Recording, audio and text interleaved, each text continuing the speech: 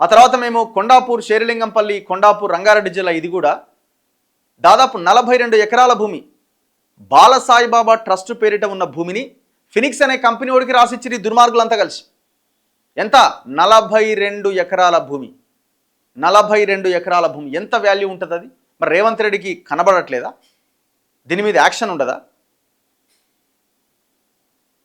ఎన్ని వందల వేల కోట్లు సంపాదించిన నవీన్ మిట్టల్, అమోయ్ కుమార్ ఇద్దరు, సిసిఎల్ఏ డైరెక్టర్గా ఈయన, సిసిఎల్ఏ కమిషనర్గా ఈయన, రంగారెడ్డి కలెక్టర్గా ఆయన.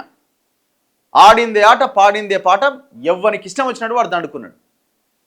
ఆ రంగారెడ్డి పరిధిలో పనిచేసిన ఆర్డీఓలు కానీ ఎంఆర్ఓలు కానీ కొంతమంది నచ్చినంత దోసుకున్నారు.